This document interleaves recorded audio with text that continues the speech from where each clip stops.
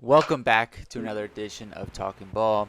Today, we're going through Clemson basketball and we're looking at their roster changes heading into next season.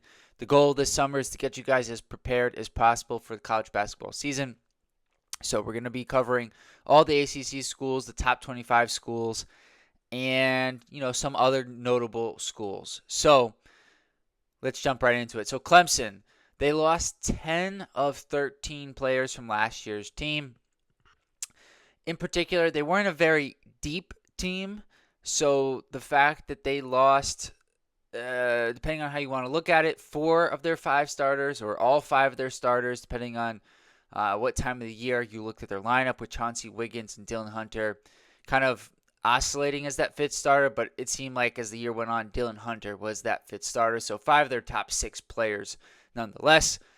Chase Hunter, Ian Shefflin, Victor Lakin, Jaden Zachary, all out of eligibility. Ian Shefflin will be playing football, though, for Clemson this year. That will be fun to watch. Chauncey Wiggins transferred out to Florida State. And then a number of other guys who were, on the fringe of the rotation. Dell Jones, who had, I thought, some good flashes for them. Jake Heidbreeder was an important three-point shooting option for them off the bench. And Christian Reeves was in most games but played a handful of minutes in those games. So not a huge loss, but certainly hurts their depth. Also, Asa Thomas and Jackson Roberts. So they had to bring in 10 new players because Dylan Hunter is back. Ace Buckner is back, and Dallas Thomas is also back. So let's go through the roster here. So first off, you're going to notice we talked about Dylan Hunter. He's going to be in for a big role this season. And, Big Brother Chase is no longer around. He's going to be a senior.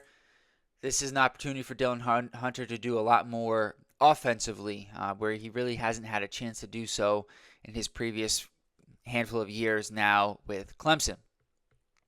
Starting, though, with number 0, RJ Godfrey returns to Clemson after a one-year stint with Georgia.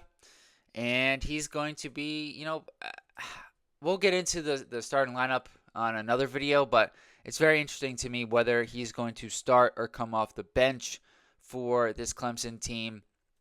He went to Georgia and became a starter, but most of his tenure at Clemson, he came off the bench. I wouldn't be surprised if he returns to a role similar to that.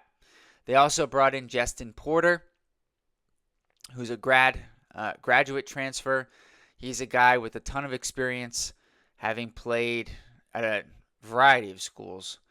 Was coming off of, all CUSA second team performance last year at Middle Tennessee State. He's a guy who also played in the junior college ranks as well. So that's how he has this extra eligibility for Justin Porter. And is a guard who I expect to start 6'1", with 1 year of eligibility remaining, does Porter. Next up here, we've got Chase Thompson, one of the members of the recruiting class for this year. At Clemson, it's been, over the past few years, definitely had an eye on Clemson. Not a ton of freshman play, so I'm not expecting Thompson to be in the rotation. Now, we've got Butta Johnson, transfer from UAB. He's coming in. Played last year at the Axel Lendeborg, 6'4" guard. I expect him to be part of the rotation, but probably as their sixth man. Zach Foster is their highest rated freshman coming in next season. Chase Thompson was a little bit below him, about 100 spots below him. Zach Foster is a top 100 recruit. I expect Zach Foster to be on the fringe of the rotation, get some playing time this year. Dallas Thomas redshirted last year. I expect him also to be part of the rotation this year. And then Jake Whalen comes in as the guy who can shoot the three with good size at 6'10" from Utah. We've also got Nick Davidson, their most important transfer. He was a guy who played at Nevada the past couple of seasons, put up really good offensive numbers for them, especially last year, where he averaged 16 points, 6.5 rebounds, 3 assists. He's 6'10", 240 pounds. He shot the three pretty well, 37%. He got more than a block per game. I don't think he's like a true rim protector, but I think Clemson's going to do it this year with size across the front court. They also got his younger brother, Blake Davidson, who's not a highly rated recruit, but will give them he'll give them some depth, some practice ability there. Ace Buckner didn't play for them last year. Redshirt freshman. I expect him to be in competition with Zach Foster for one of those last rotation spots. Carter Welling is another transfer for Clemson. They brought in, what is it? Six transfers.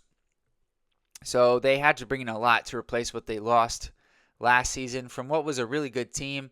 At Utah Valley, Carter Welling, who's 6'10", averaged 13.6 rebounds, 1.5 assists per game. And he also blocked 2 shots per game. I expect him to do more of the rim protection for Clemson. They've had pretty good rim protection, pretty good center play these past couple of years. So Davidson and Welling are going to be in there to replace what they lost with Shefflin and Victor Lakin, and the year before that, P.J. Hall. And then lastly, last member of their roster is Trent Steinor, who I expect to just give them depth at the center spot.